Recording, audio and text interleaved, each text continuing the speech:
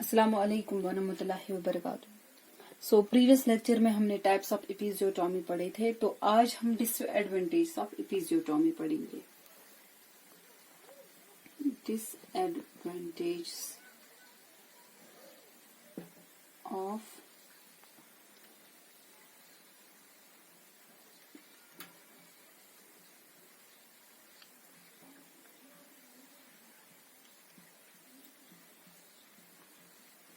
तो इसमें हम क्या पढ़ेंगे। फर्स्ट डिसएडवांटेज जो है वो है ब्लड लॉस। ब्लड लॉस इसमें क्या होता है, जब एपिजियोटॉमी करते हैं तो यहाँ पे डिसएडवांटेज जो है, यानी कि अगर हम देखेंगे जो ये इंसिजन कट होता है तो इसमें सबसे ज्यादा चांसेस क्या होते हैं, ब्लड लॉस होने के चांसेस ज्यादा होते हैं। ये फर्स्ट डिसएडवांटेज है। एंड सेकंड डिसएडवांटेज जो है वो है डिफिकल्टी ड्यूरिंग स्यूचरिंग।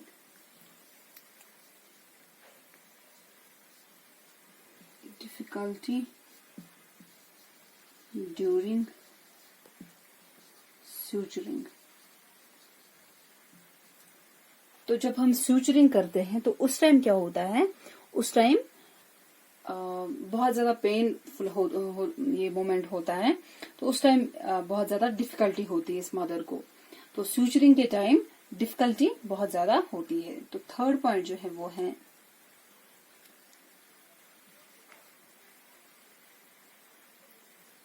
पेनफुल एंड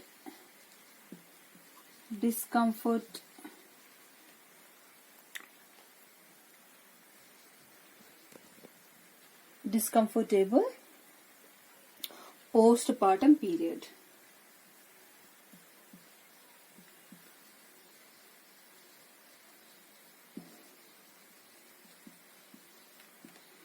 तो यहाँ पे क्या हम देखेंगे, ये जो पोस्टपार्टम पीरियड जो होता है, यानी कि जिसको पोस्ट नेटल पीरियड बोलते हैं, ये पीरियड क्या होता है, आफ्टर द बर्थ ये इमिडिएटली स्टार्ट होता है। जब बेबी पैदा होता है तो उस पीरियड को क्या बोलते हैं, पोस्ट नेटल पीरियड या पोस्टपार्टम पीरियड।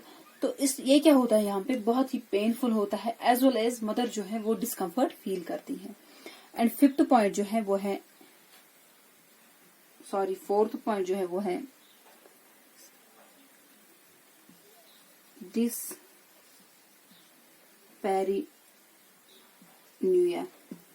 तो it means painful intercourse, painful sexual intercourse. तो यहाँ पे क्या होता है, जब फीमेल एंड मेल जब इंटरकोर्स करते हैं तो यहाँ पे क्या होता है, इसमें इसके डिसएडवांटेजेस क्या है एपिजियोटॉमी के, ये एक और डिसएडवांटेज है। यहाँ पे पेनफुल इंटरकोर्स होता है। ड्यूरिंग इंटरकोर्स क्या होता है, वहां पे ये बहुत ज्यादा पेनफुल होती है।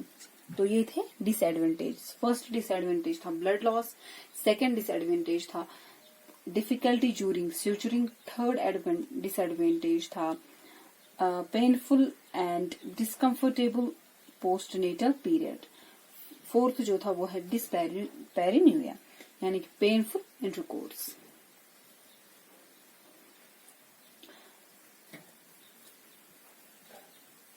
अब हम पढ़ेंगे कॉम्प्लिकेशंस ऑफ एपिजियोटॉमी।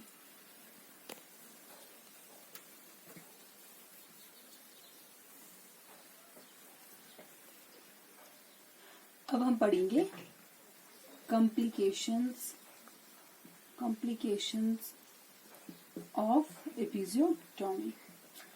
तो इसमें फर्स्ट कॉम्प्लिकेशन जो है वो है टियर ऑफ रेक्टल मसल। ये जो रेक्टल मसल है ये टेयर होने के चांसेस बहुत ज्यादा हैं।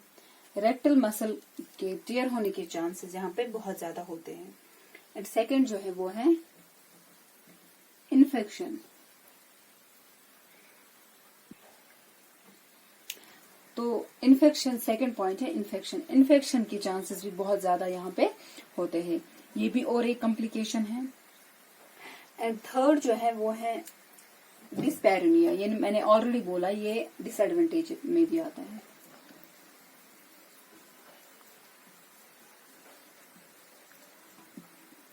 फोर्थ जो है वो है टीयर ऑफ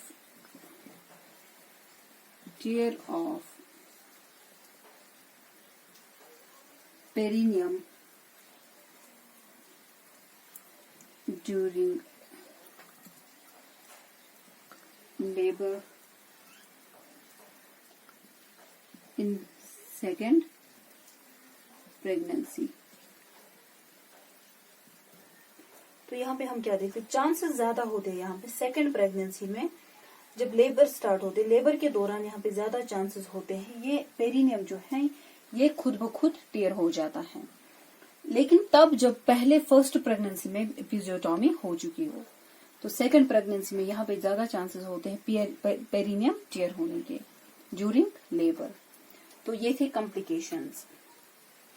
फर्स्ट कॉम्प्लिकेशन जो है वो है tear of rectal muscle, second जो है वो है इन्फेक्शन, थर्ड डिस्पैरिनिया, फोर्थ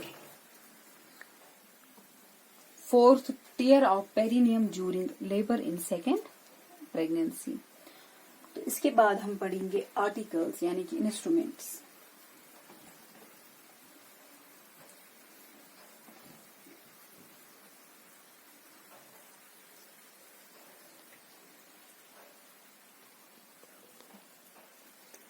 तो अब हम पढ़ेंगे आर्टिकल्स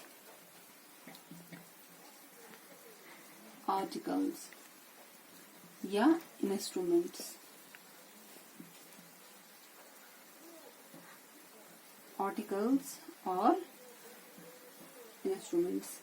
इसमें फर्स्ट आर्टिकल जो है वो है ब्राउन स्टैबलर एपिजियोटॉमी सीजर। ये एक सीजर है जो हम ड्यूरिंग एपिजियोटॉमी यूज करते हैं। Braun Stadler episiotomy scissor. Second जो है वो है सूचरिंग थ्रेड।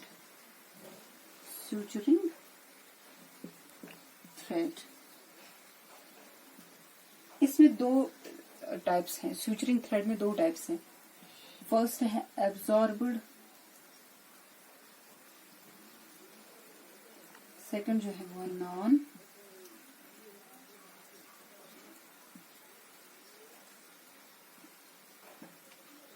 या एब्जॉर्बेंट, नॉन एब्जॉर्बेंट। तो इसमें क्या होता है, एब्जॉर्बेंट में ये कैटगैट का बनता है, कैटगट का बनता है, कैटगट। तो ये व्हीकल नाम से आता है, ये कैटगैट का बना हुआ होता है और ये व्हीकल नाम से आता है।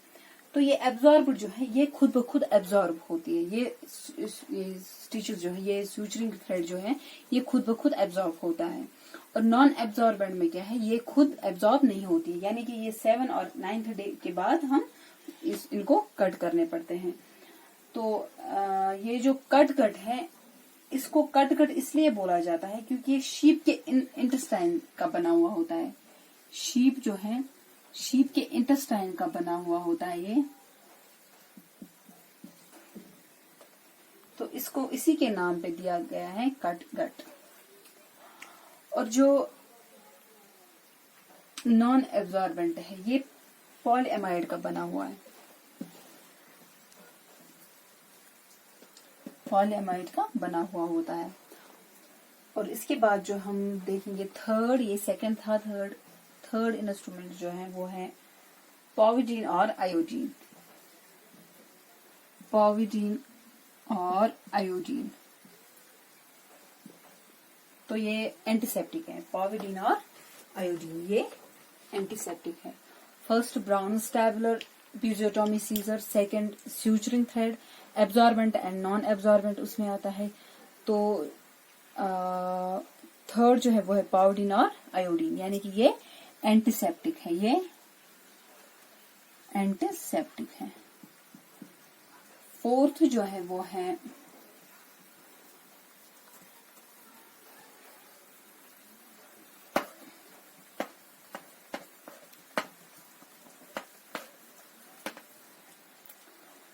इसमें फोर्थ लिग्नोकेन है। ये जो लिग्नोकेन होता है ये 1% हम यहाँ पे लेते हैं। 1% of lignocaine in 10 ml NS में ये डाइल्यूट करते हैं। 1% ऑफ लिग्नोकेन हम 10 ml NS में डाइल्यूट करते हैं। तो ये जो लिग्नोकेन है ये लोकल एनेस्थेटिक होता है। लोकल एनेस्थेटिक होता है, इसको प्यूडेंट एनेस्थेटिक भी बोलते हैं।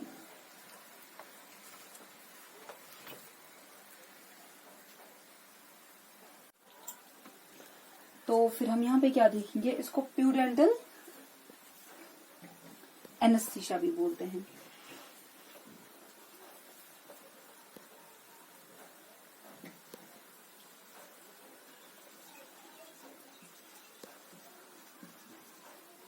एनेस्थीसिया भी बोलते हैं बिकॉज पेल्विक रीजन में एक ये प्यूडेंटल नर्व वहां पे पाई जाती है। ये एक मेजर सोमैटिक नर्व है जो सैक्रल रीजन में पाई जाती है। तो ये इन नर्व्स को ब्लॉक, जब एनेस्थीसिया देते हैं ये लिग्नोकेन वहां पे अप्लाई करते हैं तो ये इन नर्व्स को ब्लॉक करता है। ये इन नर्व्स को ब्लॉक करते हैं एंड तो वहां पे एनेस्थीसिया एजेंट का वर्क ये करता है। ये वहां पे एनेस्थीसिया एजेंट का वर्क करता है। इस लिग्नोकेन को 1% 10 ml NS में डाइल्यूट करते हैं। इसको प्यूडेंटल एनेस्थीसिया भी बोलते हैं। इसलिए बोलते हैं क्योंकि सैक्रल रीजन में एक मेजर सोमैटिक नर्व है जो सैक्रल रीजन में पाया जाता है। तो वहां पे ये उन नर्व्स को ब्लॉक करता है। तो उसकी वजह से क्या होता है, ये एज एनेस्थेटिक एजेंट वर्क करता है। तो इसको बोलते हैं इसलिए प्यूडेंटल एनेस्थीसिया। अब फिफ्थ जो है वो है नीडल फोर्सेप्स।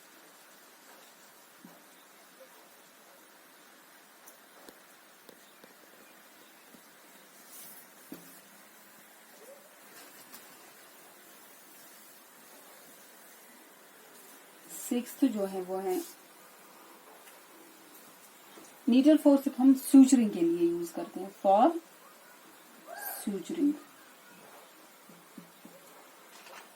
क्योंकि हम डायरेक्ट हैंड से सूचर तो नहीं कर सकते, तो इसलिए ये सूचरिंग के लिए हम यूज करते हैं। सिक्स्थ जो है वो है आर्टरी फोर्सेप्स। आर्टरी फोर्सेप्स भी हम सूचरिंग के लिए यूज करते हैं। नीडल को आर्टरी यानी कि नीडल जो है उसको आर्टरी फोर्सेप्स से पकड़ते हैं और थ्रेड को नीडल फोर्सेप्स से पकड़ते हैं हम। सेवेंथ जो है वो है नीडल, यानी कि नीडल की भी जरूरत होती है। एट्थ जो है वो है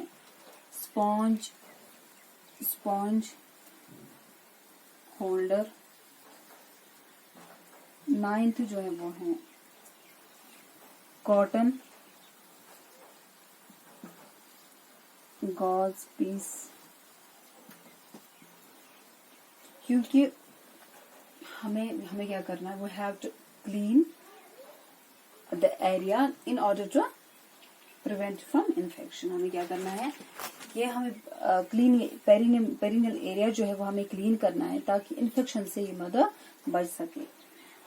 एंड ये इसी के साथ साथ खत्म हो गया episiotomy. So that was all about episiotomy. तो अब हम इंशाल्लाह स्टार्ट करेंगे एसेंशियल न्यूबॉर्न केयर। तो तब तक के लिए अस्सलाम वालेकुम, अल्लाह हाफिज।